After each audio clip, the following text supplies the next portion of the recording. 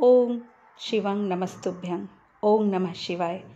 दोस्तों, हम सभी के प्यारे भोले बाबा का सावन का पवित्र महीना चल रहा है। श्रावण मास में शिव महापुराण का पाठ करने या सुनने से बहुत पुण्यों की प्राप्ति होती है। यह कलयुग के पापों से मुक्ति का शास्त्र है।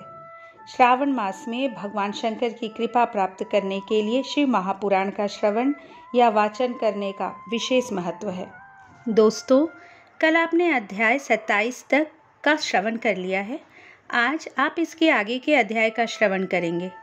दोस्तों, वीडियो पसंद आए तो प्लीज़ लाइक करें तथा भोले बाबा के नाम का जयकारा लगा दीजिए। और अब तक इस चैनल को अगर सब्सक्राइब नहीं किए हैं तो प्लीज़ सब्सक्राइब कर लीजिए। अध्याय 28, सती का दक्ष के यज्ञ में आना। ब्रह्मा जी कहते हैं, नारद, जिस समय देवता और ऋषिगण दक्ष के यज्ञ में भाग लेने के लिए उत्सव करते हुए जा रहे थे, उस समय दक्ष की पुत्री सती अपने सखियों के साथ गंधमादन पर्वत पर धारागृह में अनेक क्रीड़ाएं कर रही थी। सती ने देखा कि रोहिणी के साथ चंद्रमा कहीं जा रहे थे। तब सती ने अपनी प्रिय सखी विजया से कहा कि विजया, जल्दी जाकर पूछो कि देवी रोहिणी और चंद्र कहाँ जा रहे हैं। तब विजया दौड़कर चंद्रदेव के पास गई और उन्हें नमस्कार करके उनसे पूछा कि हे चंद्रदेव, आप कहाँ जा रहे हैं। चंद्रदेव ने उत्तर दिया कि वे दक्ष द्वारा आयोजित यज्ञ में निमंत्रित है, अतः वहीं जा रहे हैं। यज्ञोत्सव के बारे में सुनकर देवी विजया तुरंत देवी सती के पास आई और सारी बातों से सती को अवगत कराया। तब देवी सती को बड़ा आश्चर्य हुआ कि ऐसी क्या बात है जो पिताजी ने यज्ञोत्सव के लिए अपने बेटी दामाद को निमंत्रण तो दूर, सूचना भी नहीं दी। बहुत सोचने पर भी उनकी समझ में कुछ नहीं आ सका। असमंजस की स्थिति में वे अपने पति महादेव जी के पास गईं और उनसे कहने लगीं। सती बोली, हे महादेव जी, मुझे ज्ञात हुआ है कि मेरे पिताश्री दक्ष जी ने एक बहुत बड़े यज्ञोत्सव का आयोजन किया है, जिसमें उन्होंने सभी देवर्षियों, महर्षियों एवं देवताओं को आमंत्रित किया है।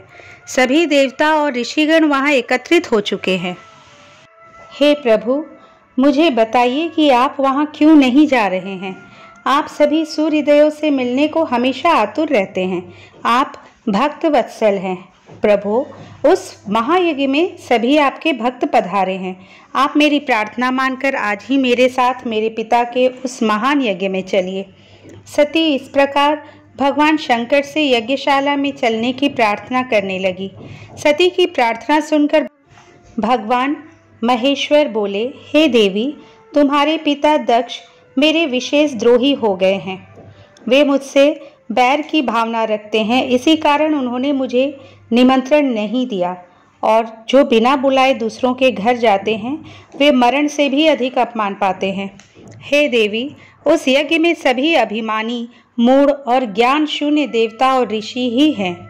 उत्तम व्रत का पालन करने वाले और मेरा पूजन करने वाले सभी ऋषि मुनियों और देवताओं ने उस महायज्ञ का त्याग कर दिया है तथा अपने अपने धाम को वापस चले गए हैं। अतः प्रिय, हमारा उस यज्ञ में जाना अनुचित है। वैसे भी बिना बुलाए जाना अपना अपमान कराना है। शिव जी के इन वचनों को सुनकर देवी सती क्रुद्ध हो गई और शिव जी से बोली, हे प्रभु, आप तो सबके परमेश्वर हैं। आपके उपस्थित होने से यज्ञ सफल हो जाते हैं। आपको मेरे दुष्ट पिता ने आमंत्रित नहीं करके आपका अपमान किया है। भगवान, मैं ऐसा करने का प्रयोजन जानना चाहती हूँ कि क्यों मेरे पिता ने आपका अनादर किया है। इसलिए मैं अपने पिता के यज्ञ में जाना चाहती हूँ ताकि इस बात का पता लगा सकूँ। अतः प्रभु, आप मुझे आज्ञा प्रदान करें। देवी सती के क्रोधित शब्दों को सुनकर भगवान शंकर बोले, हे देवी, यदि तुम्हारी इच्छा वहां जाने की है तो मैं तुम्हें आज्ञा देता हूं कि अपने पिता के यज्ञ में जाओ। नंदीश्वर को सजाकर उस पर चढ़कर अपने संपूर्ण वैभव के साथ अपने पिता के यहाँ जाओ। शिव जी की आज्ञा मानकर देवी सती ने उत्तम श्रृंगार किया और अनेक प्रकार के आभूषण धारण करके देवी सती अपने पिता के घर की ओर चल दी। उनके साथ शिवजी ने 60,000 रौद्र गणों को भी भेजा। वे सभी गण उत्सव रचाकर देवी का गुणगान करते हुए दक्ष के घर की ओर जाने लगे। शिवगणों ने पूरे रास्ते शिव शिवा के यश का गान किया। उस यात्रा काल में जगदम्बा बहुत शोभा पा रही थीं। उनकी जय जयकार से सारी दिशाएं गूंज रही थी। अध्याय 29। यज्ञशाला में सती का अपमान।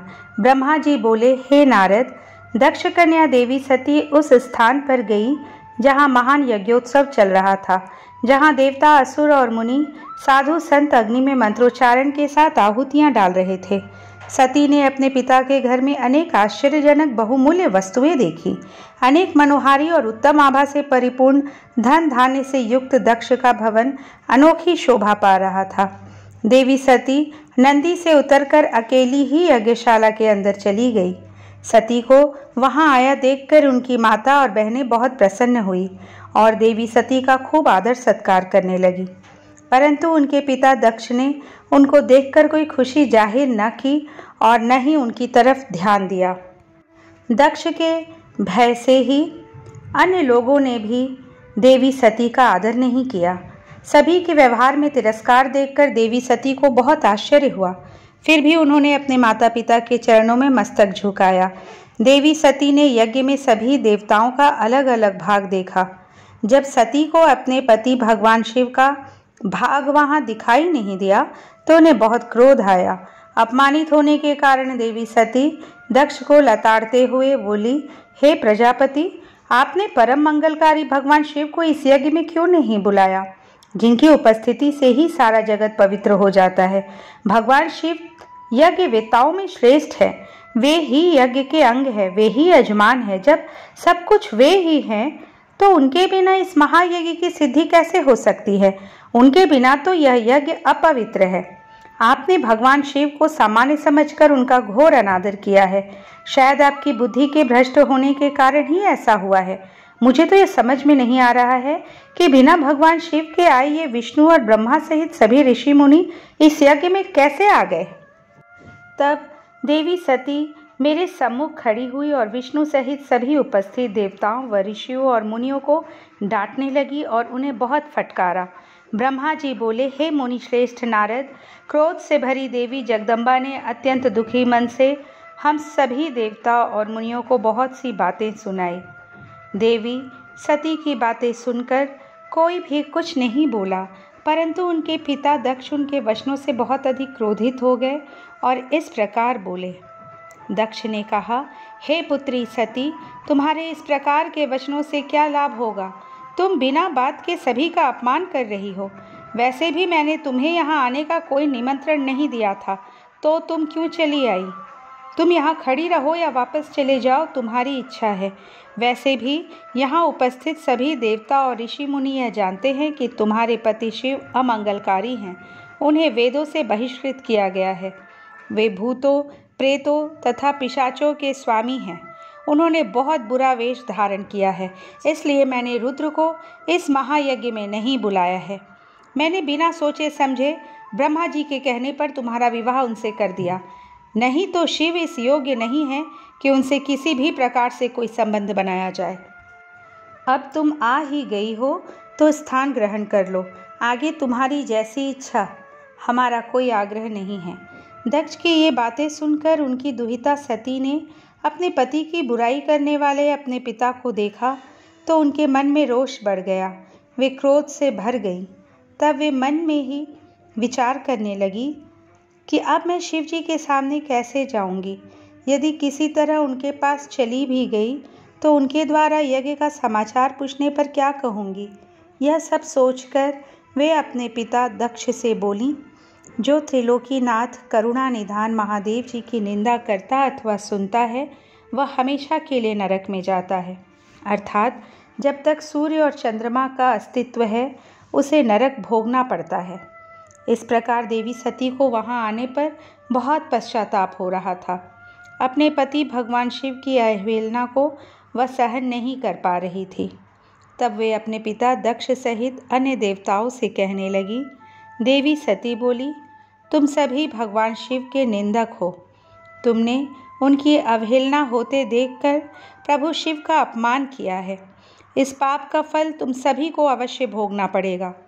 जो लोग भक्ति और ज्ञान से विमुख हैं वे यदि ऐसा कार्य करें तो कोई आश्चर्य नहीं होता, परंतु जिन लोगों ने अज्ञान के अंधेरों को दूर कर अपने ज्ञान चक्षुओं को खोल लिया है, जो महात्माओं के चरणों की धूल से अपने को शुद्ध और पवित्र कर चुके हैं, उन्हें किसी से बैर भाव रखना, ईर्ष्या करना और निंदा करना कतई शोभा नहीं देता।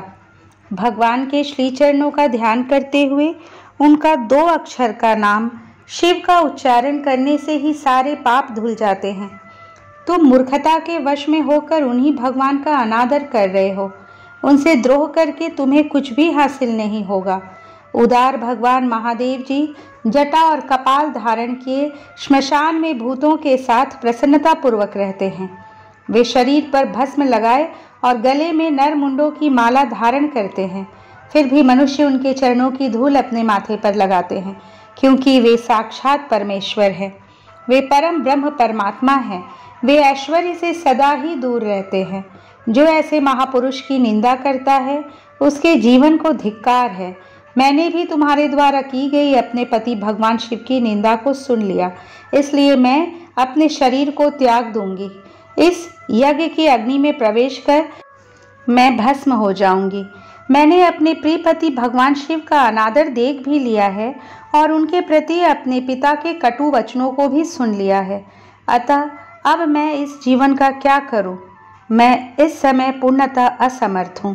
इस यज्ञशाला में जो भी शक्तिवान और सामर्थ्यवान पुरुष हो, वह भगवान शिव की उपेक्षा करने वालों और उन्हें बुरा और अमंगलकारी कहने वालों की जीभ काट दे, तभी वह शिव निंदा सुनने के पाप से बच सकता है। जो ऐसा करने में समर्थ ना हो तो उसे अपने दोनों कानों को बंद करके यहाँ से तुरंत चले जाना चाहिए, तभी वह दोषमुक्त हो सकता है। फिर देवी सती अपने पिता दक्ष की ओर मुख करके बोली, जब मेरे पति महादेव जी मुझे आपके साथ संबंध होने के कारण दाक्षायणी का कर पुकारेंगे तो मैं कैसे कुछ कह पाऊंगी। हे पिताजी, आपने मेरे पति का घोर अपमान करके मुझे उनके सामने जाने लायक भी नहीं छोड़ा, इसलिए मेरे पास अब एक ही रास्ता शेष है। मैं आपके द्वारा प्राप्त इस घृणित शरीर का आपके सामने ही त्याग कर दूंगी। तत्पश्चात सती वहां उपस्थित सभी देवताओं से बोली कि तुम सबने करुणा निधान भगवान शिव की निंदा सुनी है, इसलिए तुम्हारे कर्मों का दुष्परिणाम तुम्हें अवश्य मिलेगा। मेरे पति भगवान शिव तुम सबको इसका दंड अवश्य ही देंगे। उस समय देवी बहुत क्रोधित थी। यह सब कहकर वे चुप हो गई और अपने मन में अपने प्राण वल्लभ भगवान शिव का स्मरण करने लगी। 30वां अध्याय, सती द्वारा योगाग्नि से शरीर को भस्म करना। ब्रह्मा जी से श्री नारद जी ने पूछा, हे पितामह, जब सती जी ऐसा कहकर मौन हो गई तब वहाँ क्या हुआ? देवी सती ने आगे क्या किया? इस प्रकार नारद जी ने अनेक प्रश्न पूछ डाले और ब्रह्मा जी से प्रार्थना की कि वे आगे की कथा सविस्तार सुनाए। यह सुनकर ब्रह्मा जी मुस्कुराए और प्रसन्नता पूर्वक कहने लगे, हे नारद, मौन होकर देवी सती अपने पति भगवान शिव का स्मरण करने लगी। उनका स्मरण करने के बाद उनका क्रोधित मन शांत हो गया। तब शांत मनोभाव से शिवजी का चिंतन करती हुई देवी सती पृथ्वी पर उत्तर की ओर मुख करके बैठ गईं। तत्पश्चात विधि पूर्वक जल से आचमन करके उन्होंने वस्त्र ओढ़ लिया। फिर पवित्र भाव से उन्होंने अपनी दोनों आंखें मूंद ली और पुनः शिव जी का चिंतन करने लगी। सती ने प्राणायाम से प्राण और अपान को एक रूप करके नाभि में स्थित कर लिया। सांसों को संयत करके नाभि चक्र के ऊपर हृदय में स्थापित कर लिया। सती ने अपने शरीर में योग मार्ग के अनुसार वायु और अग्नि को स्थापित कर लिया।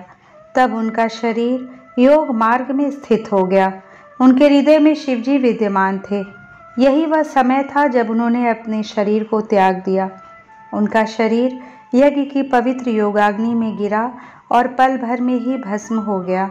वहां उपस्थित मनुष्यों सहित देवताओं ने जब यह देखा कि देवी सती भस्म हो गई हैं, तो आकाश और भूमि पर हाहाकार मच गया।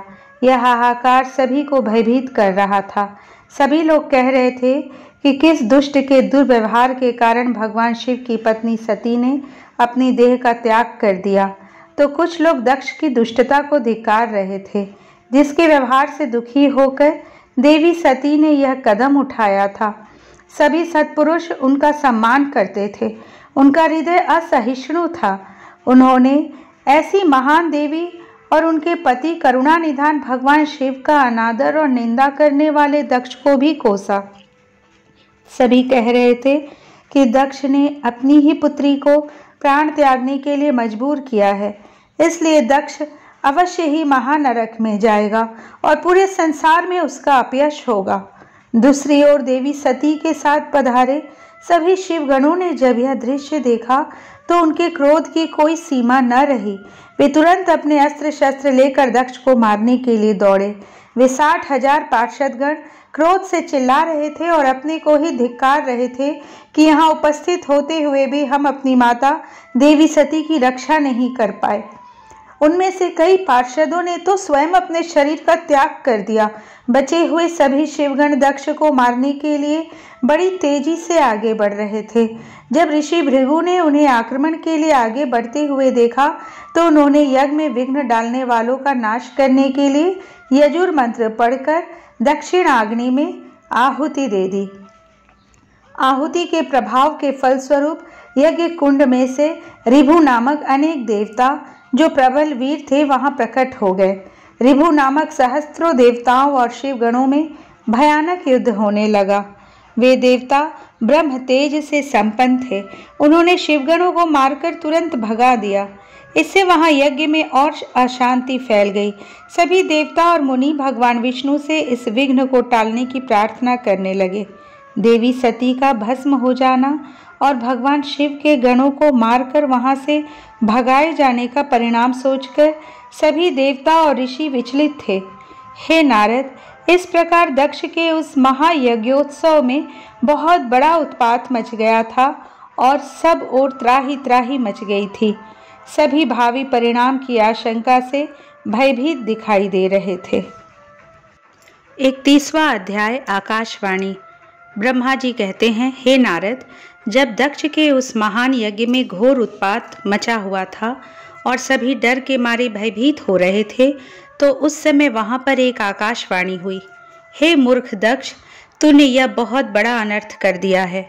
तूने शिव भक्त दधीची के कथन को प्रामाणिक नहीं माना जो तेरे लिए परम मंगलकारी और आनंददायक था।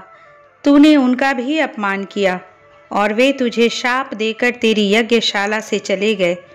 तब भी तू कुछ भी नहीं समझा। तूने अपने घर में स्वयं आई साक्षात मंगल स्वरूपा अपनी पुत्री सती का अपमान किया। तूने सती और शंकर का पूजन भी नहीं किया। अपने को ब्रह्मा जी का पुत्र समझकर तुझे बहुत घमंड हो गया था। तूने उस सती देवी का अपमान किया जो सत्पुरुषों की भी आराध्या हैं। वे समस्त पुण्यों का फल देती हैं। वे तीनों लोकों की माता, कल्याण स्वरूपा और भगवान शंकर की अर्धांगिनी है। सती देवी प्रसन्न होने पर सुख और सौभाग्य प्रदान करती है। वे परम मंगलकारी हैं। देवी सती की पूजा करने से समस्त भयों से छुटकारा मिल जाता है और मनोवांछित फलों की प्राप्ति होती है। देवी सभी उपद्रवों को नष्ट कर देती है। वे ही पराशक्ति हैं तथा कीर्ति, संपत्ति, भोग और मोक्ष प्रदान करती हैं। वे ही जन्मदात्री हैं अर्थात जन्म देने वाली माता हैं। वे ही इस जगत की रक्षा करने वाली आदि शक्ति हैं और वे ही प्रलय काल में जगत का संहार करने वाली हैं। सती ही भगवान विष्णु सहित ब्रह्मा, इंद्र, चंद्र, अग्नि, सूर्य आदि सभी देवताओं की जननी हैं। वे साक्षात जगदम्बा है। वे ही दुष्टों का नाश करने वाली और भक्तों की रक्षा करने वाली है। ऐसी उत्तम महिमा और गुणों वाली भगवान शिव की प्राण प्रिया धर्मपत्नी का तूने इस यज्ञ में अपमान किया है। भगवान शिव तो परब्रह्म परमेश्वर है। वे सबके स्वामी हैं। वे सबका कल्याण करते हैं। सभी मनुष्य प्रभु का दर्शन पाने की अभिलाषा सदैव अपने मन में रखते हैं। दर्शनों की इच्छा के लिए घोर तपस्या करते हैं। वे भगवान शिव ही जगत को धारण कर उसका पालन पोषण करते हैं। वे ही समस्त विद्याओं के ज्ञाता और मंगलों का भी मंगल करने वाले हैं। वे ही समस्त मनोकामनाओं को पूरा करते हैं। हे दुष्ट दक्ष, तूने उन परम शक्तिशाली भगवान शिव की शक्ति की अवहेलना करके बहुत बुरा किया है। इसलिए तेरे इस महायज्ञ के विनाश को कोई नहीं रोक सकता। जिनके चरणों की धूल शेष नाग रोज अपने मस्तक पर धारण करता है, जिनके चरण कमल का ध्यान करने से ब्रह्मा को ब्रह्मत्व प्राप्त हुआ है, तूने उनका और उनकी पत्नी सती का पूजन न करके बहुत अनिष्ट किया है। भगवान शिव ही इस संपूर्ण जगत के पिता और उनकी पत्नी देवी सती इस जगत की माता हैं। तूने उन माता पिता का सत्कार न कर उनका घोर अपमान किया है। अब तेरा कल्याण कैसे हो सकता है? तूने स्वयं दुर्भाग्य से अपना नाता जोड़ लिया है। तूने देवी सती और भगवान शिव की भक्ति भाव से आराधना नहीं की। तेरी यह सोच ही कि कल्याणकारी शिव का पूजन किए बिना भी मैं कल्याण का भागी हो सकता हूँ, तुझे ले डूबी है। तेरा सारा घमंड नष्ट हो जाएगा। यहाँ बैठा कोई भी देवता शिव जी के विरुद्ध होकर तेरी सहायता नहीं कर पाएगा। यदि करना भी चाहेगा तो स्वयं भी नष्ट हो जाएगा। अब तेरा अमंगल निश्चित है। सभी देवता और मुनिगण यज्ञ मंडप को छोड़कर तुरंत यहाँ से अपने अपने धाम को चले जाएं, अन्यथा सबका नाश हो जाएगा। इस प्रकार यज्ञशाला में उपस्थित सभी लोगों को चेतावनी देकर वह आकाशवाणी मौन हो गई। 32वां अध्याय। शिव जी का क्रोध। ब्रह्मा जी कहते हैं, नारद, उस आकाशवाणी को सुनकर सभी देवता और मुनि आश्चर्य से इधर उधर देखने लगे। उनके मुंह से एक भी शब्द नहीं निकला। वे अत्यंत भयभीत हो गए। उधर भृगु के मंत्रों से उत्पन्न गणों द्वारा भगाए गए शिवगण, जो कि नष्ट होने से बच गए थे, शिव जी की शरण में चले गए। वहां पहुंचकर उन्होंने प्रभु को हाथ जोड़कर प्रणाम किया और वहां यज्ञ में जो कुछ भी हुआ था उसका और सती के शरीर त्यागने का सारा वृत्तांत उन्हें सुनाया। शिवगण बोले, हे महेश्वर, दक्ष बड़ा ही दुरात्मा और घमंडी है। उसने माता सती का बहुत अपमान किया। वहां उपस्थित देवताओं ने भी उनका आदर सत्कार नहीं किया। उस घमंडी दक्ष ने यज्ञ में आपका भाग भी नहीं दिया। हे प्रभु, दक्ष ने आपके प्रति बुरे शब्द कहे। आपके विषय में ऐसी बातें सुनकर माता क्रोधित हो गई और उन्होंने पिता की बहुत निंदा की। जब दक्ष ने उनका भी अपमान किया तो वे शांत होकर सोचने लगी। फिर उन्होंने वहां उपस्थित सभी देवताओं और मुनियों को फटकारा जिन्होंने आपका अनादर किया था। उन्होंने कहा कि शिव निंदा सुनकर मैं जीवित नहीं रह सकती। यह कहकर उन्होंने योगाग्नि में जलकर अपना शरीर भस्म कर दिया। यह देखकर बहुत से पार्षदों ने माता के साथ ही अपने शरीर की आहुति दे दी। तब हम सब शिवगण उस यज्ञ को विध्वंस करने के लिए तेजी से आगे बढ़े, परंतु भृगु ऋषि ने मंत्रों द्वारा गणों को उत्पन्न कर हम पर आक्रमण कर दिया। हम में से बहुत से गणों को उन भृगु के गणों ने मार डाला। तब वहां आकाशवाणी हुई जिसने कहा कि दक्ष, तुम्हारा अंत अब निश्चित है तथा जो भी देवता एवं मुनि तुम्हारा साथ देंगे वे भी पाप के भागी बनकर मृत्यु को प्राप्त होंगे। यह सुनकर सभी उपस्थित लोग वहां से चले गए और हम यहाँ आपको इस विषय में बताने के लिए आपके पास चले आए। हे कल्याणकारी भगवान शिव, आप उस महादुष्ट अधर्मी दक्ष को उसके अपराध का कठोर दंड अवश्य दे। यह कहकर सभी गण चुप हो गए। ब्रह्मा जी बोले, हे नारद, अपने पार्षदों की बातें सुनकर भगवान शिव ने उस यज्ञ की सारी बातें और जानकारी जानने के लिए तुम्हारा स्मरण किया। उनके स्मरण करते ही तुम वहां जा पहुंचे और भक्तिभाव से नमस्कार करके चुपचाप खड़े हो गए। तब महादेव जी ने तुमसे दक्ष के यज्ञ के विषय में पूछा। तब तुमने उत्तम भाव से उस यज्ञशाला में जो जो हुआ था वह सब वृतांत उन्हें सुना दिया। सारी बातों से अवगत होते ही भगवान शिव अत्यंत क्रोधित हो गए। पराक्रमी शंकर के क्रोध का कोई अंत ना रहा। तब लोक संहारी शंकर ने अपनी जटा का एक बाल उखाड़कर उसे कैलाश पर्वत पर दे मारा। जैसे ही वह बाल जमीन पर गिरा उसके 2 टुकड़े हो गए। उस समय वहां बहुत भयंकर गर्जना हुई। बाल के प्रथम भाग से महापराक्रमी महाबली वीरभद्र प्रकट हुए, जो समस्त शिवगणों में शिरोमणि हैं। उनका शरीर बहुत बड़ा और विशाल था। उनकी 1000 भुजाएं थी। उस जटा के दूसरे भाग से अत्यंत भयंकर और करोड़ों भूतों से घिरी हुई महाकाली उत्पन्न हुई। उस समय रुद्रदेव के क्रोध पूर्वक सांस लेने से 100 प्रकार के ज्वर और अनेक प्रकार के रोग पैदा हुए। वे सभी शरीरधारी, क्रूर और भयंकर थे। वे अग्नि के समान तेज से प्रज्वलित थे। तब वीरभद्र और महाकाली ने दोनों हाथ जोड़कर भगवान शिव को प्रणाम किया। वीरभद्र बोले, हे महारुद्र, आपने सोम, सूर्य और अग्नि को अपने तीनों नेत्रों में धारण किया है। हे प्रभु, कृपा कर मुझे आज्ञा दीजिए कि मुझे क्या कार्य करना है। क्या मुझे पृथ्वी के सभी समुद्रों को एक क्षण में सुखाना है या संपूर्ण पर्वतों को पीसकर पल भर में ही मसल कर चूर बनाना है? हे प्रभु, मैं इस ब्रह्मांड को भस्म कर दूं या मुनियों को जला दूं? भगवान, आपका आदेश पाकर मैं समस्त लोकों में उलट पुलट कर सकता हूँ। आपके इशारा करने से ही मैं जगत के समस्त प्राणियों का विनाश कर सकता हूँ। आपकी आज्ञा पाकर मैं इस संसार में सभी कार्यों को कर सकता हूँ।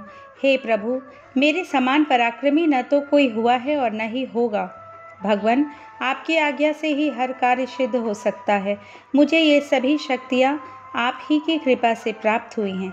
बिना आपकी आज्ञा के एक दिन का भी नहीं हिल सकता है।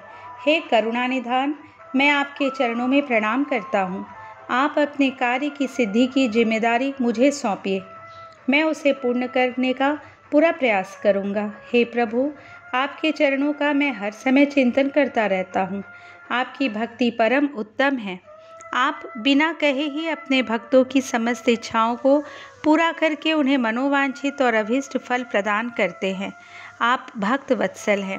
भगवान, मुझे कार्य करने का आदेश दे तथा साथ ही उस कार्य की सफलता का आशीर्वाद भी दे। ब्रह्मा जी बोले, हे मुनि श्रेष्ठ, वीरभद्र के ये वचन सुनकर शिवजी को बहुत संतोष हुआ तथा उन्होंने वीरभद्र को अपना आशीर्वाद प्रदान किया। भगवान शिव बोले, पार्षदों में श्रेष्ठ वीरभद्र, तुम्हारी जय हो। ब्रह्मा जी का पुत्र दक्ष बड़ा ही दुष्ट है। उसे अपने पर बहुत घमंड है। इस समय वह एक बहुत बड़ा यज्ञ कर रहा है। उसने उस यज्ञ में मेरा बहुत अपमान किया है। मेरी पत्नी ने मेरा अपमान होता हुआ देखकर उसी यज्ञ की अग्नि में अपने शरीर को भस्म कर दिया है। अब तुम सपरिवार उस यज्ञ में जाओ। वहाँ यज्ञशाला में जाकर तुम उस यज्ञ को विनष्ट कर दो। यदि देवता, गंधर्व अथवा कोई अन्य तुम्हारा सामना करे और तुम्हें ललकारे तो तुम उसे वहीं भस्म कर देना। दधीची की दी हुई चेतावनी के बाद भी जो देवतागण वहाँ यज्ञ में मौजूद हैं, तुम उन्हें भी भस्म कर देना, क्योंकि वे सभी मुझसे बैर रखते हैं। तुम उन सभी को बंधु बांधवों सहित जलाकर भस्म कर देना। वहाँ कलशों में भरे हुए जल को पी लेना। इस प्रकार वैदिक मर्यादा के पालक भक्तवत्सल करुणा निधान शिव ने क्रोधित होकर वीरभद्र को यज्ञ का विनाश करने का आदेश दिया। 33वां अध्याय, वीरभद्र और महाकाली का यज्ञशाला की ओर प्रस्थान। ब्रह्मा जी कहते हैं, नारद, महेश्वर के आदेश को आदरपूर्वक सुनकर वीरभद्र ने शिवजी को प्रणाम किया। तत्पश्चात उनसे आज्ञा लेकर वीरभद्र यज्ञशाला की ओर चल दिए। शिवजी ने प्रलय की अग्नि के समान और करोड़ों गणों को उनके साथ भेज दिया। वे अत्यंत तेजस्वी थे। वे सभी वीरगण कौतूहल से वीरभद्र के साथ साथ चल दिए। उसमें हजारों पार्षद वीरभद्र की तरह ही महापराक्रमी और बलशाली थे। बहुत से काल के भी काल भगवान रुद्र के समान थे। वे शिवजी के समान ही शोभा पा रहे थे। तत्पश्चात वीरभद्र शिवजी जैसा वेश धारण कर ऐसे रथ पर चढ़कर चले जो 400 हाथ लंबा था, और इस रथ को 10,000 शेर खींच रहे थे, और बहुत से हाथी, शार्दूल, मगर, मत्स्य उस रथ की रक्षा के लिए आगे आगे चल रहे थे। काली, कात्यायनी, ईशानी, चामुंडा, मुंडमर्दनी, भद्रकाली, भद्रा, त्वरिता और वैष्णवी नामक 9 दुर्गाओं ने भी भूतों पिशाचों के साथ दक्ष के यज्ञ का विनाश करने के लिए उस ओर प्रस्थान किया। डाकिनी, शाकिनी, भूत पिशाच, प्रमथ, गुह्यक, कुष्मांड, परपट, चटक, ब्रह्म, राक्षस, भैरव तथा क्षेत्रपाल आदि सभी वीरगण भगवान शिव की आज्ञा पाकर दक्ष के यज्ञ का विनाश करने के लिए यज्ञशाला की ओर चल दिए। वे भगवान शंकर के 64,000 करोड़ गणों की सेना लेकर चल दिए। उस समय भेरियों की गंभीर ध्वनि होने लगी। अनेकों प्रकार के शंख चारों दिशाओं में बजने लगे। उस समय जटाहर मुखों तथा श्रृंगों के अनेक प्रकार के शब्द हुए। भिन्न भिन्न प्रकार की सींगें बजने लगी। महामुनि नारद उस समय वीरभद्र की उस यात्रा में करोड़ों सैनिक, शिवगण एवं भूत पिशाच शामिल थे। इसी प्रकार महाकाली की सेना भी शोभा पा रही थी। इस प्रकार वीरभद्र और महाकाली दोनों की विशाल सेनाएं उस दक्ष के यज्ञ का विनाश करने के लिए गाजे बाजे के साथ आगे बढ़ने लगी। उस समय अनेक शुभ शगुन होने लगे। अध्याय 34 यज्ञ मंडप में भय और विष्णु से जीवन रक्षा की प्रार्थना। ब्रह्मा जी बोले, हे नारद, जब वीरभद्र और महाकाली की विशाल चतुरंगिणी सेना अत्यंत तीव्र गति से दक्ष के यज्ञ की ओर बढ़ी तो यज्ञोत्सव में अनेक प्रकार के अपशकुन होने लगे। वीरभद्र के चलते ही यज्ञ में विध्वंस की सूचना देने वाला उत्पात होने लगा। दक्ष की बाईं आंख, बाईं भुजा और बाईं जांघ फड़कने लगी। वाम अंगों का फड़कना बहुत अशुभ होता है। उस समय यज्ञशाला में भूकंप आ गया। दक्ष को कम दिखाई देने लगा। भरी दोपहर में उसे आसमान में तारे दिखाई देने लगे। दिशाएं धुंधली हो गई। सूर्य में काले काले धब्बे दिखाई देने लगे। ये धब्बे बहुत डरावने लग रहे थे। बिजली और अग्नि के समान सारे नक्षत्र उन्हें टूट टूट कर गिरते हुए दिखाई देने लगे। वहां यज्ञशाला में हजारों गिद्ध दक्ष के सिर पर मंडराने लगे। उस यज्ञ मंडप को गिद्धों ने पूरा ढक दिया था। वहां एकत्र गीदड़ बड़ी भयानक और डरावनी आवाजें निकाल रहे थे। सभी दिशाएं अंधकार में हो गई थी। वहां अनेक प्रकार के अपशकुन होने लगे। फिर उसी समय वहां आकाशवाणी हुई, ओ महामूर्ख दुष्ट दक्ष, तेरे जन्म को धिक्कार है। तू बड़ा पापी है। तूने भगवान शिव की बहुत अवहेलना की है। तूने देवी सती, जो कि साक्षात जगदम्बा रूप है, का भी अनादर किया है। सती ने तेरी ही वजह से अपने शरीर को योगाग्नि में जलाकर भस्म कर दिया है। तुझे तेरे कर्मों का फल जरूर मिलेगा। आज तुझे तेरी करनी का फल अवश्य ही मिलेगा। साथ ही यहाँ उपस्थित सभी देवताओं और ऋषि मुनियों को भी अवश्य ही उनकी करनी का फल मिलेगा। भगवान शिव तुम्हें तुम्हारे पापों का फल जरूर देंगे। इस प्रकार कहकर वह आकाशवाणी मौन हो गई। उस आकाशवाणी को सुनकर और वहां यज्ञशाला में प्रकट हो रहे अनेक अशुभ लक्षणों को देखकर दक्ष तथा वहां उपस्थित सभी देवतागण भय से कांपने लगे। दक्ष को अपने द्वारा किए गए व्यवहार का स्मरण होने लगा। उसे अपने किए पर बहुत पछतावा होने लगा। तब दक्ष सहित सभी देवता श्री हरि विष्णु की शरण में गए। वे डरे हुए थे। भय से कांपते हुए वे सभी लक्ष्मीपति विष्णु जी से अपने जीवन की रक्षा की प्रार्थना करने लगे। अध्याय 35 वीरभद्र का आगमन।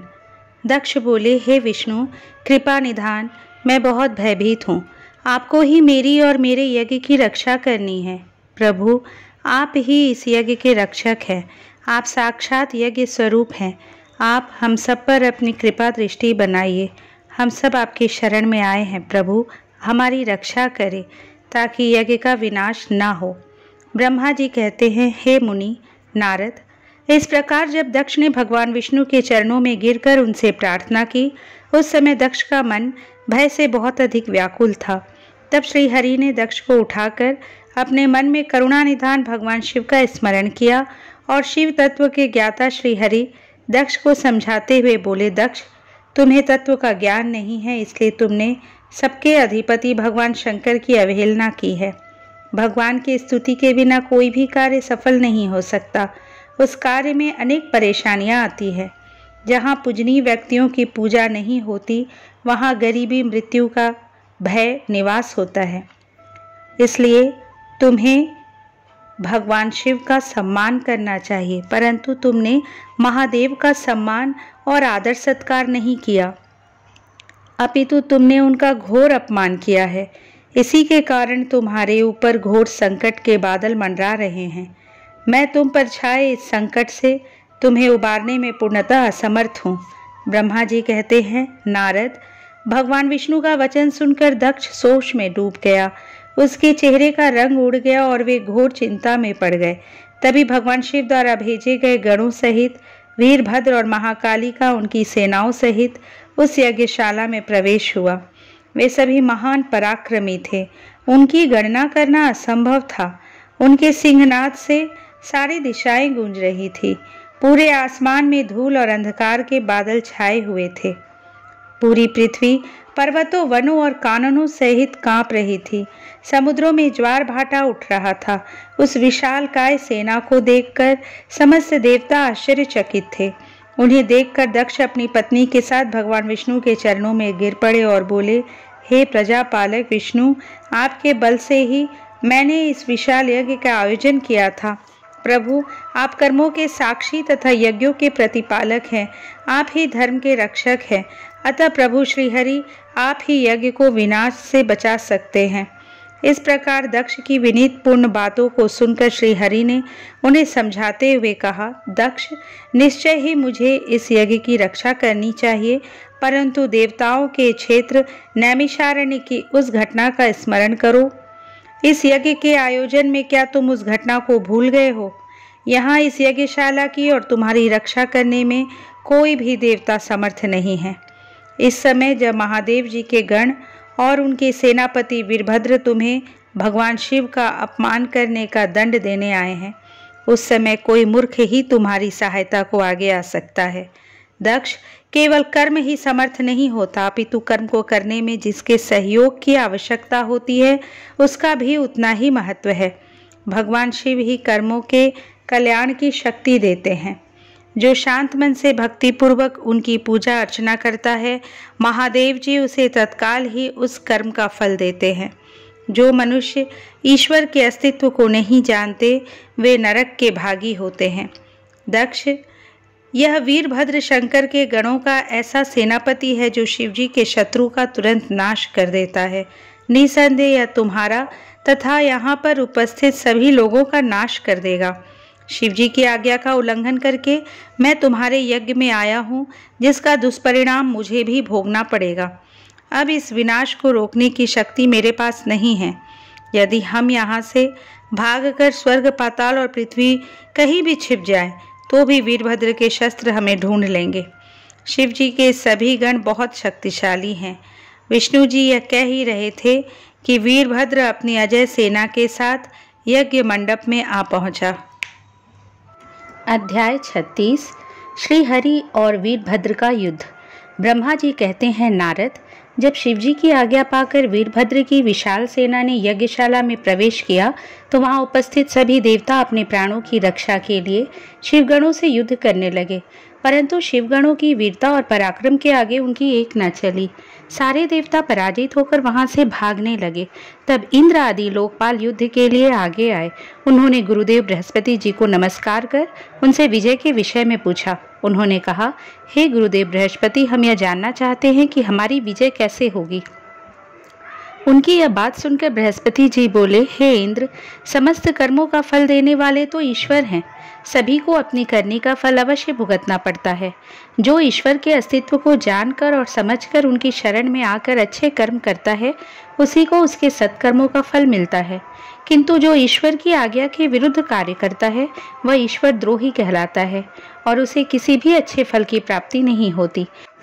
उन परम पुण्य भगवान शिव के स्वरूप को जानना अत्यंत कठिन है। वे सिर्फ अपने भक्तों के ही अधीन हैं, इसलिए उन्हें भक्तवत्सल भी कहा जाता है। भक्ति और ईश्वर सत्ता में विश्वास न रखने वाले मनुष्य यदि वेदों का 10,000 बार भी अध्ययन कर ले तो भी भगवान शिव के स्वरूप को भली भांति नहीं जान पाएंगे। भगवान शिव के शांत, निर्विकार एवं उत्तम दृष्टि से ध्यान करने एवं उनकी उपासना करने से ही शिव तत्व की प्राप्ति होती है। तुम उन करुणा निधान भगवान महेश्वर की अवहेलना करने वाले उस मूर्ख दक्ष के निमंत्रण पर यहाँ इस यज्ञ में भाग लेने आ गए हो। भगवान शिव की पत्नी देवी सती का भी इस यज्ञ में घोर अपमान हुआ है। उन्होंने इसी यज्ञ में अपने प्राणों की आहुति दे दी है। इसी कारण भगवान शंकर ने रुष्ट होकर इस यज्ञ का विध्वंस करने के लिए वीरभद्र के नेतृत्व में अपने शिवगणों को भेजा है। अब इस यज्ञ के विनाश को रोक पाना किसी के भी वश में नहीं है। अब चाहकर भी तुम लोग कुछ नहीं कर सकते। बृहस्पति जी के ये वचन सुनकर इंद्र सहित अन्य देवता चिंता में पड़ गए। सभी वीरभद्र और अन्य शिवगण उनके निकट पहुंच गए। वहां वीरभद्र ने उन सभी को बहुत डांटा और फटकारा। गुस्से से वीरभद्र ने इंद्र सहित सभी देवताओं पर अपने तीखे बाणों से प्रहार करना शुरू कर दिया। बाणों से घायल हुए सभी देवताओं में हाहाकार मच गया और वे अपने प्राणों की रक्षा के लिए यज्ञ मंडप से भाग खड़े हुए।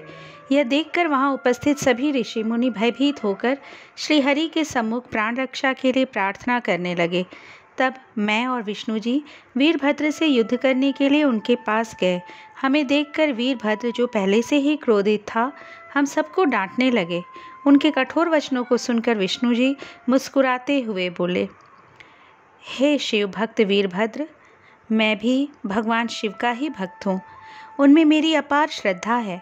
मैं उन्हीं का सेवक हूँ। परंतु दक्ष अज्ञानी और मूर्ख है। यह सिर्फ कर्मकांडों में ही विश्वास रखता है।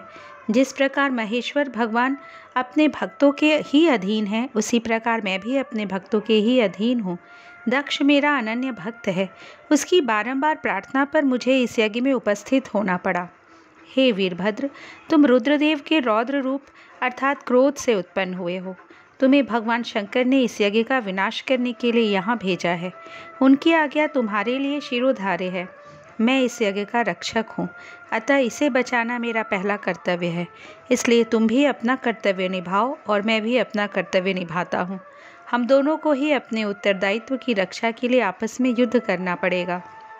भगवान विष्णु के ये वचन सुनकर वीरभद्र हंसकर बोला कि आप मेरे परमेश्वर भगवान शिव के भक्त हैं। यह जानकर मुझे बहुत प्रसन्नता हुई। भगवान, मैं आपको नमस्कार करता हूँ। आप मेरे लिए भगवान शिव के समान ही पूजनीय हैं। मैं आपका आदर करता हूँ, परंतु शिव आज्ञा के अनुसार मुझे इस यज्ञ का विनाश करना है। यह मेरा कर्तव्य है। यज्ञ का रक्षक होने के नाते इसे बचाना आपका उत्तरदायित्व है। अतः हम दोनों को ही अपना अपना कार्य करना है। तब श्री हरि और वीरभद्र दोनों ही युद्ध के लिए तैयार हो गए। तत्पश्चात दोनों में घोर युद्ध हुआ। अंत में वीरभद्र ने भगवान विष्णु के सुदर्शन चक्र को जड़ कर दिया। उनके धनुष के 3 टुकड़े कर दिए। वीरभद्र विष्णु जी पर भारी पड़ रहे थे। तब उन्होंने वहां से अंतर्धान होने का विचार किया। सभी देवता व ऋषिगण यह समझ चुके थे कि यह जो कुछ हो रहा है वह देवी सती के प्रति अन्याय और शिवजी के अपमान का ही परिणाम है। इस संकट की घड़ी में कोई भी उनकी रक्षा नहीं कर सकता। तब वे देवता और ऋषिगण शिवजी का स्मरण करते हुए अपने अपने लोक को चले गए। मैं भी दुखी मन से अपने सत्य लोक को चला आया। उस यज्ञ स्थल पर बहुत उपद्रव हुआ। वीरभद्र और महाकाली ने अनेकों मुनियों एवं देवताओं को प्रताड़ित करके उनका वध कर दिया। भृगु, पूषा और भग नामक देवताओं को उनकी करनी का फल देते हुए उन्हें पृथ्वी पर फेंक दिया। 37वां अध्याय, दक्ष का सिर काटकर यज्ञ कुंड में डालना। हे नारद, यज्ञशाला में उपस्थित सभी देवताओं को डराकर और मारकर वीरभद्र ने वहां से भगा दिया और जो बाकी बचे उनको भी मार डाला। तब उन्होंने यज्ञ के आयोजक दक्ष को, जो कि भय के मारे अंतर्वेदी में छिपा था, बलपूर्वक पकड़ लिया। वीरभद्र ने दक्ष के शरीर पर अनेकों वार किए। वे दक्ष का सिर तलवार से काटने लगे, परंतु दक्ष के योग के प्रभाव से वह सिर काटने में असफल रहे। वीरभद्र ने दक्ष की छाती पर पैर रखकर दोनों हाथों से उसकी गर्दन मरोड़ कर तोड़ दी। तत्पश्चात दक्ष के सिर को वीरभद्र ने अग्निकुंड में डाल दिया। उस महान यज्ञ का संपूर्ण विनाश करने के उपरांत वीरभद्र और सभी गण जीत की खुशी के साथ कैलाश पर्वत पर चले गए और शिवजी को अपनी विजय की सूचना दी। इस समाचार को पाकर महादेव जी बहुत प्रसन्न हुए। अध्याय 38, दधीची छू विवाद। सूत जी कहते हैं, हे महर्षियों, ब्रह्मा जी के द्वारा कही हुई कथा को सुनकर नारद जी आश्चर्यचकित हो गए तथा उन्होंने ब्रह्मा जी से पूछा कि भगवान विष्णु शिव जी को छोड़कर अन्य देवताओं के साथ दक्ष के यज्ञ में क्यों चले गए। क्या वे अद्भुत पराक्रम वाले भगवान शिव को नहीं जानते थे? क्यों श्रीहरि ने रुद्रगणों के साथ युद्ध किया? कृपया कर मेरे अंदर उठने वाले इन प्रश्नों के उत्तर देकर मेरी शंकाओं का समाधान कीजिए। ब्रह्मा जी ने नारद जी के प्रश्नों के उत्तर देते हुए कहा, हे मुनि श्रेष्ठ नारद, पूर्व काल में राजा क्षुभ की सहायता करने वाले श्री हरि को दधीचि मुनि ने शाप दे दिया था, इसलिए वे भूल गए और दक्ष के यज्ञ में चले गए। प्राचीन काल में दधीचि मुनि महातेजस्वी राजा क्षुभ के मित्र थे, परंतु बाद में उन दोनों के बीच बहुत विवाद खड़ा हो गया। विवाद का कारण मुनि दधीचि का 4 वर्णों ब्राह्मण, क्षत्रिय, वैश्य और शूद्र में ब्राह्मणों को श्रेष्ठ बताना था, परंतु राजा क्षुभ, जो कि धन वैभव के अभिमान में डूबे हुए थे, इस बात से पूर्णतः असहमत थे। क्षुभ सभी वर्णों में राजा को ही श्रेष्ठ मानते थे। राजा को सर्वश्रेष्ठ और सर्ववेदमय माना जाता है, यह श्रुति भी कहती है, इसलिए ब्राह्मण से ज्यादा राजा श्रेष्ठ है। हे दधीचि, आप मेरे आदरणीय हैं। राजा क्षुभ के इस कथन को सुनकर दधीचि को क्रोध आ गया। उन्होंने इसे अपना अपमान समझा और क्षुभ के सिर पर मुक्के का प्रहार कर दिया। दधीचि के इस व्यवहार से मद में चूर क्षुभ को और अधिक क्रोध आ गया। उन्होंने वज्र से दधीचि पर प्रहार कर दिया। वज्र से घायल हुए दधीचि मुनि ने पृथ्वी पर गिरते हुए योगी शुक्राचार्य का स्मरण किया। शुक्राचार्य ने तुरंत आकर दधीचि मुनि के शरीर को पूर्ववत कर दिया। शुक्राचार्य ने दधीचि से कहा कि मैं तुम्हें महामृत्युंजय का मंत्र प्रदान करता हूँ। त्रयंबकम यजामहे, अर्थात हम तीनों लोकों के पिता भगवान शिव, जो सूर्य, सोम और अग्नि तीनों मंडलों के पिता है, सत्व, रज और तम आदि तीनों गुणों के महेश्वर हैं, जो आत्म तत्व, विद्या तत्व और शिव तत्व, पृथ्वी, जल व तेज सभी के स्रोत हैं, जो ब्रह्मा, विष्णु और शिव तीनों आधारभूत देवताओं के भी ईश्वर महादेव हैं, उनकी आराधना करते हैं। सुगंधिम पुष्टि वर्धनम, अर्थात जिस प्रकार फूलों में खुशबू होती है, उसी प्रकार भगवान शिव भूतों में, गुणों में, सभी कार्यों में, इंद्रियों में, अन्य देवताओं में और अपने प्रिय गणों में क्षारभूत आत्मा के रूप में समाये हैं। उनकी सुगंध से ही सबकी ख्याति एवं प्रसिद्धि है। पुष्टि वर्धनम, अर्थात वे भगवान शिव ही प्रकृति का पोषण करते हैं। वे ही ब्रह्मा, विष्णु, मुनियों एवं सभी देवताओं का पोषण करते हैं। उर्वारुकमिव बंधनात् मृत्योर्मुक्षेयमामृतात्, अर्थात जिस प्रकार खरबूजा पक जाने पर लता से टूटकर अलग हो जाता है, उसी प्रकार मैं भी मृत्यु रूपी बंधन से मुक्त होकर मोक्ष को प्राप्त करूं। हे रुद्रदेव, आपका स्वरूप अमृत के समान है। जो पुण्य कर्म, तपस्या, स्वाध्याय, योग और ध्यान से उनकी आराधना करता है, उसे नया जीवन प्राप्त होता है। भगवान शिव अपने भक्त को मृत्यु के बंधनों से मुक्त कर देते हैं और उसे मोक्ष प्रदान करते हैं। जैसे उर्वारुक अर्थात ककड़ी को उसकी बेल अपने बंधन में बांधे रखती है और पक जाने पर स्वयं ही उसे बंधन से मुक्त कर देती है, यह महामृत्युंजय मंत्र संजीवनी मंत्र है। तुम नियम पूर्वक भगवान शिव का स्मरण करके इस मंत्र का जाप करो। इस मंत्र से अभिमंत्रित जल को पियो। इस मंत्र का जाप करने से मृत्यु का भय नहीं रहता। इसके विधिवत पूजन करने से भगवान शिव प्रसन्न होते हैं। वे सभी कार्यों की सिद्धि करते हैं तथा सभी बंधनों से मुक्त कर मोक्ष प्रदान करते हैं।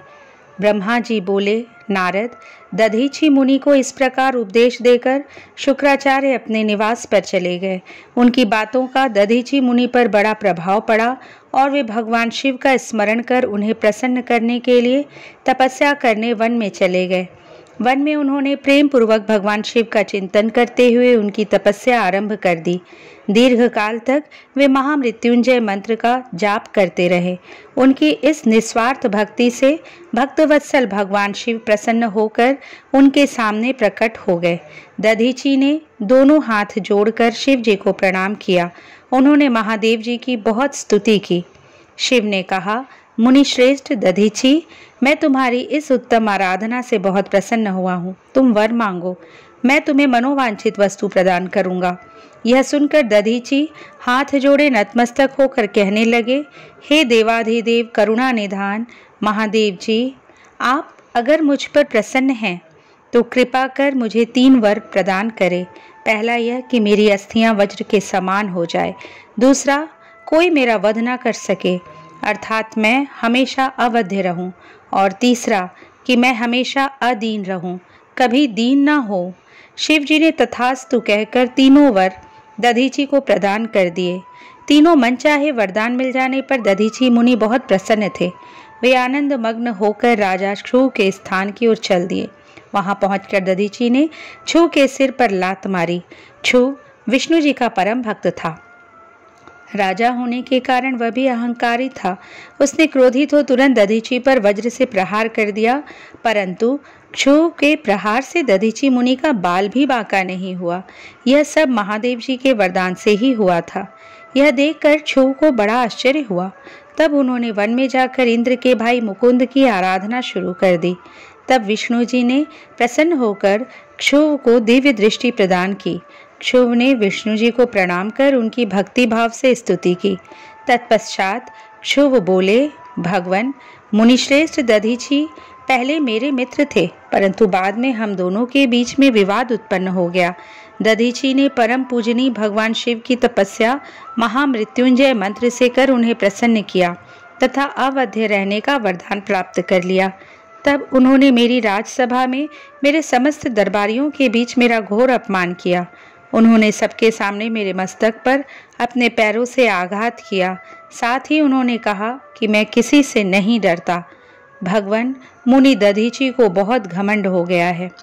ब्रह्मा जी बोले, नारद, जब श्री हरि को इस बात का ज्ञान हुआ कि दधीची मुनि को महादेव जी द्वारा अवध्य होने का आशीर्वाद प्राप्त है, तो वे कहने लगे कि क्षु महादेव जी के भक्तों को कभी भी किसी प्रकार का भी भय नहीं होता है।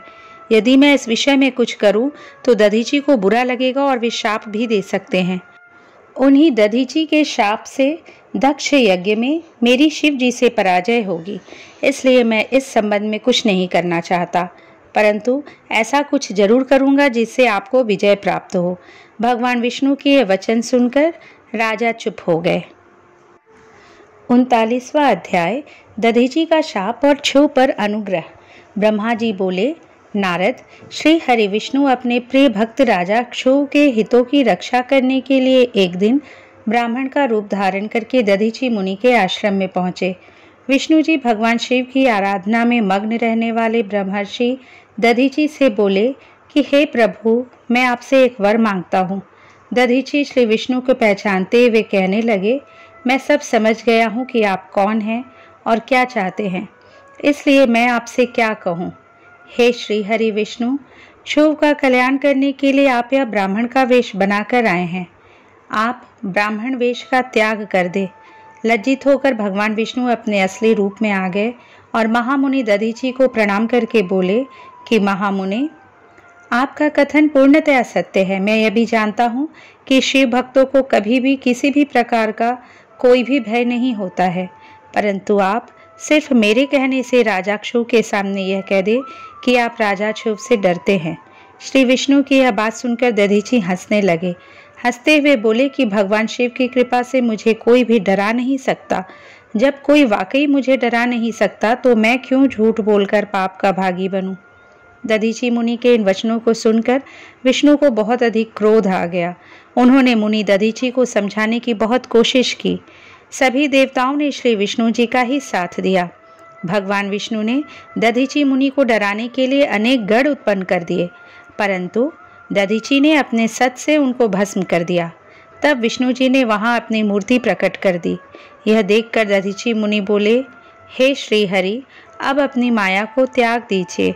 आप अपने क्रोध और अहंकार का त्याग कर दीजिए। आपको मुझ में ही ब्रह्मा रुद्र सहित संपूर्ण जगत का दर्शन हो जाएगा। मैं आपको दिव्य दृष्टि प्रदान करता हूँ। तब विष्णु जी को दधीची मुनि ने अपने शरीर में पूरे ब्रह्मांड के दर्शन करा दिए। तब विष्णु जी का क्रोध बहुत बढ़ गया। उन्होंने चक्र उठा लिया और महर्षि को मारने के लिए आगे बढ़े, परंतु बहुत प्रयत्न करने पर भी चक्र आगे नहीं चला। यह देखकर दधीची हंसते हुए बोले कि हे श्रीहरि, आप भगवान शिव द्वारा प्रदान किए गए इस सुदर्शन चक्र से उनके ही प्रिय भक्त को मारना चाहते हैं, तो भला यह चक्र क्यों चलेगा? शिव जी द्वारा दिए गए अस्त्र से आप उनके भक्तों का विनाश किसी भी तरह नहीं कर सकते, परंतु फिर भी यदि आप मुझे मारना चाहते हैं तो ब्रह्मास्त्र आदि का प्रयोग कीजिए। लेकिन दधीची को साधारण मनुष्य समझकर विष्णु जी ने उन पर अनेक अस्त्र चलाए। तब दधीची मुनि ने धरती से मुट्ठी पर कुशा उठा ली और कुछ मंत्रों के उच्चारण के उपरांत उसे देवताओं की ओर उछाल दिया। वे कुशाएं कालाग्नि के रूप में परिवर्तित हो गई, जिनमें देवताओं द्वारा छोड़े गए सभी अस्त्र शस्त्र जलकर भस्म हो गए। यह देखकर वहां पर उपस्थित अन्य देवता वहां से भाग खड़े हुए, परंतु श्रीहरि दधीची से युद्ध करते रहे। उन दोनों के बीच भीषण युद्ध हुआ। तब मैं ब्रह्मा राजा क्षुभ के साथ लेकर उस स्थान पर आया जहां उन दोनों के बीच युद्ध हो रहा था। मैंने भगवान विष्णु से कहा कि आपका यह प्रयास निरर्थक है, क्योंकि आप भगवान शिव के परम भक्त दधीची को हरा नहीं सकते हैं। यह सुनकर विष्णु जी शांत हो गए। उन्होंने दधीची मुनि को प्रणाम किया। तब राजा क्षुभ भी दोनों हाथ जोड़कर मुनि दधीची को प्रणाम करके उनकी स्तुति करने लगे, उनसे माफ़ी मांगने लगे और कहने लगे कि प्रभु, आप मुझ पर कृपा दृष्टि रखिए। ब्रह्मा जी बोले, नारद, इस प्रकार राजा क्षुभ द्वारा की गई स्तुति से दधीची को बहुत संतोष मिला। उन्होंने राजा क्षुभ को क्षमा कर दिया, परंतु विष्णु जी सहित अन्य देवताओं पर उनका क्रोध कम नहीं हुआ। तब क्रोधित मुनि दधीची ने इंद्र सहित सभी देवताओं और विष्णु जी को भी भगवान रुद्र की क्रोधाग्नि में नष्ट होने का शाप दे दिया। इसके बाद राजा क्षुभ ने दधीची को पुनः नमस्कार कर उनकी आराधना की और फिर वे अपने राज्य की ओर चल दिए। राजा क्षुभ के वहां से चले जाने के पश्चात इंद्र सहित सभी देवगणों ने अपने अपने धाम की ओर प्रस्थान किया। तदुपरांत श्रीहरि विष्णु भी बैकुंठ धाम को चले गए। तब से वह पुण्य स्थान थानेश्वर नामक तीर्थ के रूप में विख्यात हुआ। इस तीर्थ के दर्शन से भगवान शिव का स्नेह और कृपा प्राप्त होती है। हे नारद, इस प्रकार मैंने तुम्हें यह पूरी अमृत कथा का वर्णन सुनाया। जो मनुष्य क्षुभ और दधीची के विवाद से संबंधित इस प्रसंग को प्रतिदिन सुनता है, वह अपमृत्यु को जीत लेता है तथा मरने के बाद सीधा स्वर्ग को जाता है। इसका पाठ करने से युद्ध में मृत्यु का भय दूर हो जाता है तथा निश्चित रूप से विजयश्री की प्राप्ति होती है। 40वां अध्याय, ब्रह्मा जी का कैलाश पर शिव जी से मिलना। नारद जी ने कहा, हे महाभाग्य, हे विधाता, हे महाप्राण, आप शिव तत्व का ज्ञान रखते हैं। आपने मुझ पर बड़ी कृपा की, जो इस अमृतमयी कथा का श्रवण मुझे कराया। मैं आपका बहुत बहुत धन्यवाद करता हूँ। हे प्रभु, अब मुझे यह बताइए कि जब वीरभद्र ने दक्ष के यज्ञ का विनाश कर दिया और उनका वध करके कैलाश पर्वत को चले गए, तब क्या हुआ? ब्रह्मा जी बोले, हे मुनि श्रेष्ठ नारद, जब भगवान शिव द्वारा भेजी गई उनकी विशाल सेना ने यज्ञ में उपस्थित सभी देवताओं और ऋषियों को पराजित कर दिया और उन्हें पीट पीट कर वहां से भाग जाने को मजबूर कर दिया, तो वे सभी वहां से भागकर मेरे पास आ गए। उन्होंने मुझे प्रणाम करके मेरी स्तुति की तथा वहां का सारा वृतांत मुझे सुनाया। तब अपने पुत्र दक्ष की मुझे बहुत चिंता होने लगी और मेरा दिल पुत्र शोक के कारण व्यथित हो गया। तत्पश्चात मैंने श्री हरि का स्मरण किया और अन्य देवताओं और ऋषि मुनियों को साथ लेकर बैकुंठ लोक गया। वहां उन्हें नमस्कार करके हम सभी ने उनकी भक्ति भाव से स्तुति की। तब मैंने श्री हरि से विनम्रता से प्रार्थना की कि भगवान आप कुछ ऐसा करें जिससे हम सभी का दुख कम हो जाए। देवेश्वर, आप कुछ ऐसा करें जिससे यह यज्ञ पूरा हो जाए तथा उसके यजमान दक्ष पुनः जीवित हो जाए। अन्य सभी देवता और ऋषि मुनि भी पूर्व की भांति सुखी हो जाए। मेरे इस प्रकार निवेदन करने पर लक्ष्मीपति विष्णु जी, जो अपने मन में शिवजी का चिंतन कर रहे थे, प्रजापति ब्रह्मा और देवताओं को संबोधित करते हुए इस प्रकार बोले, कोई भी अपराध किसी भी स्थिति में कभी भी किसी के लिए भी मंगलकारी नहीं हो सकता। हे विधाता, सभी देवता परमपिता परमेश्वर भगवान शिव के अपराधी हैं, क्योंकि उन्होंने यज्ञ में शिव जी का भाग नहीं दिया, साथ ही वहां उनका अनादर भी किया। उनकी प्रिय पत्नी सती ने भी उनके अपमान के कारण ही अपनी देह का त्याग कर दिया। उनका वियोग होने के कारण भगवान अत्यंत रुष्ट हो गए हैं। तुम सभी को शीघ्र ही उनके पास जाकर उनसे क्षमा मांगनी चाहिए। भगवान शिव के पैर पकड़कर उनकी स्तुति करके उन्हें प्रसन्न करो, क्योंकि उनके कुपित होने से संपूर्ण जगत का विनाश हो सकता है। दक्ष ने शिव जी के लिए अपशब्द कहकर उनके हृदय को विदीर्ण कर दिया है, इसलिए उनसे अपने अपराधों के लिए क्षमा मांगो। उन्हें शांत करने का यही सर्वोत्तम उपाय है। वे भक्त वत्सल हैं। यदि आप लोग चाहे तो मैं भी आपके साथ चलकर उनसे क्षमा याचना करूंगा। ऐसा कहकर भगवान श्री हरि, मैं और अन्य देवता एवं ऋषि मुनि आदि कैलाश पर्वत की ओर चल दिए। वह पर्वत बहुत ही ऊंचा और विशाल है। उसके पास में ही शिव जी के मित्र कुबेर का निवास स्थल अलकापुरी है। अलकापुरी महादिव्य एवं रमणीय है। वहाँ चारों ओर सुगंध फैली हुई है। अनेक प्रकार के पेड़ पौधे शोभा पा रहे थे। उसी के बाहरी भाग में परम पावन नंदा और अलकनंदा नामक नदियां बहती हैं। इनका दर्शन करने से मनुष्य को सभी पापों से मुक्ति मिल जाती है। हम लोग अलकापुरी से आगे उस विशाल वट वृक्ष के पास पहुंचे, जहां दिव्य योगियों द्वारा पूजित भगवान शिव विराजमान थे। वह वट वृक्ष 100 योजन ऊंचा था तथा उनकी अनेक शाखाएं 75 योजन तक फैली हुई थी। वह परम पावन तीर्थ स्थल है। वहाँ भगवान शिव अपनी योग आराधना करते हैं। उस वट वृक्ष के नीचे महादेव जी के चारों ओर उनके गण थे और यज्ञों के स्वामी कुबेर भी बैठे थे। तब उनके निकट पहुंचकर विष्णु आदि समस्त देवताओं ने अनेकों बार नमस्कार कर उनकी स्तुति की। उस समय शिव जी ने अपने शरीर पर भस्म लगा रखी थी और वे कुशासन पर बैठे थे और ज्ञान का उपदेश वहां उपस्थित गणों को दे रहे थे। उन्होंने अपना बायां पैर अपनी दाई जांघ पर रखा था और बाएं हाथ को बाएं पैर पर रखा था। उनके दाएं हाथ में रुद्राक्ष की माला थी। भगवान शिव के साक्षात रूप का दर्शन कर विष्णु जी और सभी देवताओं ने दोनों हाथ जोड़कर और अपने मस्तक को झुकाकर दया सागर परमेश्वर शिव से क्षमा याचना की और कहा कि हे प्रभु, आपकी कृपा के बिना हम नष्ट भ्रष्ट हो गए हैं। अतः प्रभु आप हम सबकी रक्षा करें। भगवान, हम आपकी शरण में आए हैं। हम पर अपनी कृपा दृष्टि बनाए रखें। इस प्रकार सभी देवता व ऋषि मुनि भगवान शिव का क्रोध कम करने और उनकी प्रसन्नता के लिए प्रार्थना करने लगे। 41वां अध्याय, शिव द्वारा दक्ष को जीवित करना। देवताओं ने महादेव जी की बहुत स्तुति की और कहा, भगवान आप ही परब्रह्म हैं और इस जगत में सर्वत्र व्याप्त हैं। आप मृत्युंजय है। चंद्रमा, सूर्य और अग्नि आपकी 3 आँखें हैं। आपके तेज से ही पूरा जगत प्रकाशित है। ब्रह्मा, विष्णु, इंद्र और चंद्र आदि देवता आपसे ही उत्पन्न हुए हैं। आप ही इस संसार का पोषण करते हैं। भगवान, आप करुणामय हैं। आप ही दुष्टों का संहार करते हैं। प्रभु, आपकी आज्ञा अनुसार अग्नि जलाती है और सूर्य अपनी तपन से झुलसाता है। मृत्यु आपके भय से कांपती है। हे करुणा निधान, जिस प्रकार आज तक आपने हमारी हर विपत्ति से रक्षा की है, उसी प्रकार हमेशा अपनी कृपा दृष्टि बनाए। भगवान, हम अपनी सभी गलतियों के लिए आपसे क्षमा मांगते हैं। आप प्रसन्न होकर यज्ञ को पूर्ण कीजिए तथा यजमान दक्ष का उद्धार कीजिए। वीरभद्र और महाकाली के प्रहारों से घायल हुए सभी देवताओं व ऋषियों को आरोग्य प्रदान करें। उन सब की पीड़ा को कम कर दें।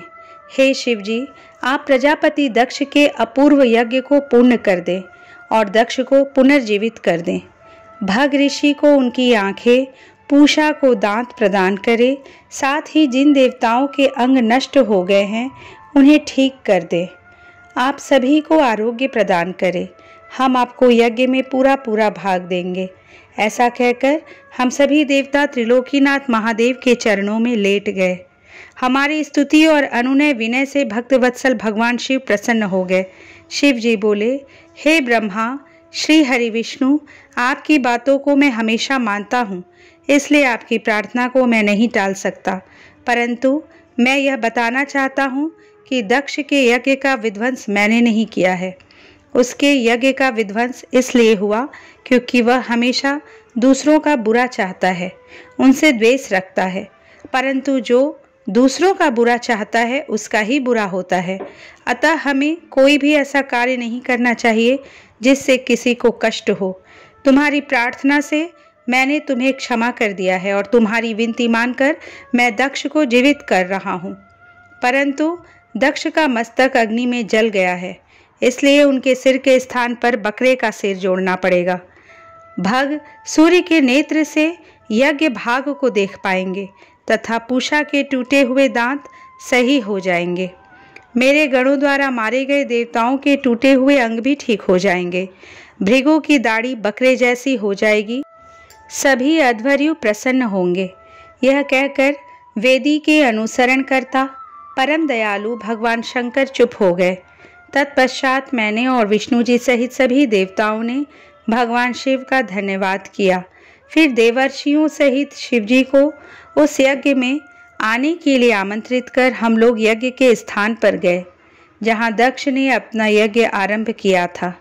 उस कनखल नामक यज्ञ क्षेत्र में शिवजी भी पधारे। तब उन्होंने वीरभद्र द्वारा किए गए उस विध्वंस को देखा।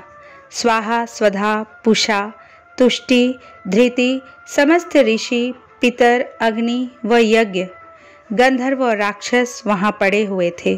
कितने ही लोग अपने प्राणों से हाथ धो चुके थे। तब भगवान शिव ने अपने परम पराक्रमी सेनापति वीरभद्र का स्मरण किया। याद करते ही वीरभद्र तुरंत वहां प्रकट हो गए और उन्होंने भगवान शिव को नमस्कार किया। तब शिव जी हंसते हुए बोले कि हे वीरभद्र, तुमने तो थोड़ी सी देर में सारा यज्ञ विध्वंस कर दिया और देवताओं को भी दंड दे दिया। हे वीरभद्र, तुम इस यज्ञ का आयोजन करने वाले दक्ष को जल्दी से मेरे सामने ले आओ। भगवान शिव की आज्ञा पाकर वीरभद्र गए और दक्ष का शरीर वहां लाकर रख दिया, परंतु उसमें सिर नहीं था। दक्ष के शरीर को देखकर शिवजी ने वीरभद्र से पूछा कि दक्ष का सिर कहाँ है। तब वीरभद्र ने बताया कि दक्ष का सिर काटकर उसने यज्ञ की अग्नि में ही डाल दिया था। तब शिवजी के आदेशानुसार बकरे का सिर दक्ष के धड़ में जोड़ दिया गया। जैसे ही शिवजी की कृपा दृष्टि दक्ष के शरीर पर पड़ी, वह जीवित हो गया।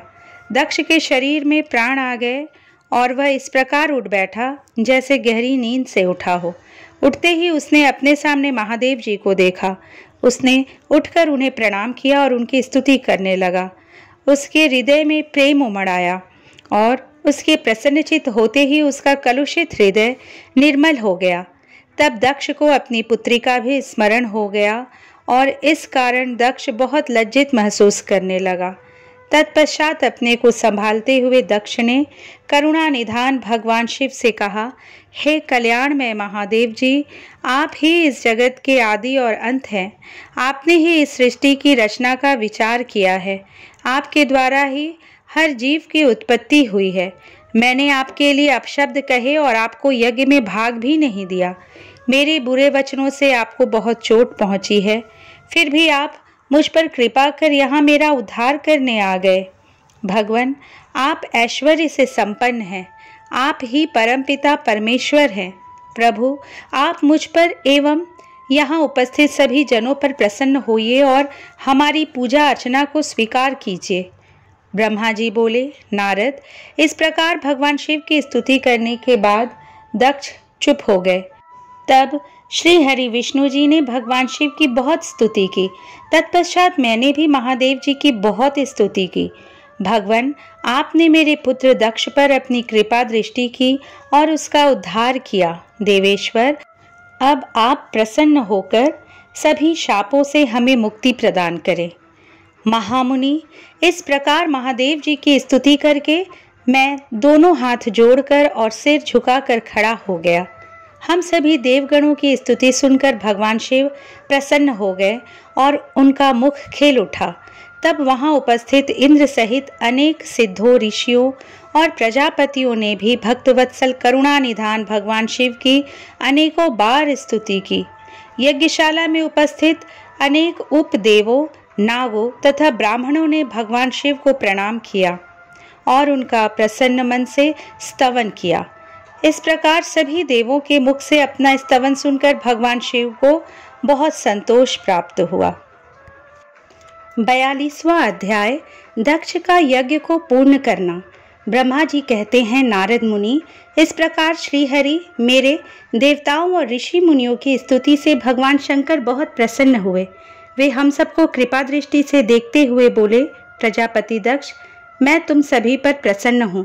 मेरा अस्तित्व सबसे अलग है। मैं स्वतंत्र ईश्वर हूँ, फिर भी मैं सदैव अपने भक्तों के अधीन ही रहता हूँ। 4 प्रकार के पुण्यात्मा मनुष्य ही मेरा भजन करते हैं। उनमें पहला आर्त, दूसरा जिज्ञासु, तीसरा अर्थार्थी और चौथा ज्ञानी है। परंतु ज्ञानी को ही मेरा खास सानिध्य प्राप्त होता है, उसे मेरा ही स्वरूप माना जाता है। वेदों को जानने वाले परम ज्ञानी ही मेरे स्वरूप को जानकर मुझे समझ सकते हैं। जो मनुष्य कर्मों के अधीन रहते हैं वे मेरे स्वरूप को नहीं पा सकते। इसलिए तुम ज्ञान को जानकर शुद्ध हृदय एवं बुद्धि से मेरा स्मरण कर उत्तम कर्म करो। हे दक्ष, मैं ही ब्रह्मा और विष्णु का रक्षक हूँ। मैं ही आत्मा हूँ। मैंने इस संसार की सृष्टि की है। मैं ही संसार का पालन करता हूँ। मैं ही दुष्टों का नाश करने के लिए संहारक बन उसका विनाश करता हूँ।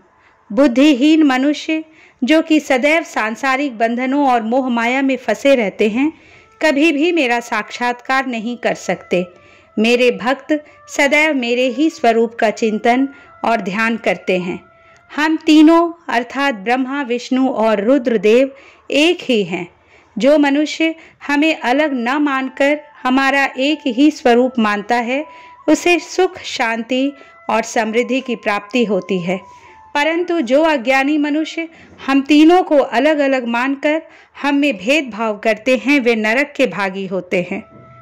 हे प्रजापति दक्ष, यदि कोई श्रीहरि का परम भक्त मेरी निंदा या आलोचना करेगा या मेरा भक्त होकर ब्रह्मा और विष्णु का अपमान करेगा, उसे निश्चय ही मेरे कोप का भागी होना पड़ेगा। तुम्हें दिए गए सभी शाप उसको लग जाएंगे। भगवान शिव के इन वचनों को सुनकर सभी देवताओं, ऋषि मुनियों तथा श्रेष्ठ विद्वानों को हर्ष हुआ तथा दक्ष भी प्रभु की आज्ञा मानकर अपने परिवार सहित शिव जी की भक्ति में मग्न हो गया। सब देवता भी महादेव जी का ही गुणगान करने लगे। वे शिव भक्ति में लीन हो गए, उनके भजनों को गाने लगे। इस प्रकार जिसने जिस प्रकार से भगवान शिव की स्तुति और आराधना की, भगवान शिव ने प्रसन्नता पूर्वक उसे ऐसा ही वरदान प्रदान किया। तत्पश्चात भक्तवत्सल भगवान शंकर जी से आज्ञा लेकर प्रजापति दक्ष ने अपना यज्ञ पुनः आरंभ किया। उस यज्ञ में उन्होंने सर्वप्रथम शिव जी का भाग दिया। सब देवताओं को भी उचित भाग दिया गया। यज्ञ में उपस्थित सभी ब्राह्मणों को दक्ष ने सामर्थ्य के अनुसार दान दिया। महादेव जी का गुणगान करते हुए दक्ष ने यज्ञ के सभी कर्मों को भक्ति पूर्वक संपन्न किया।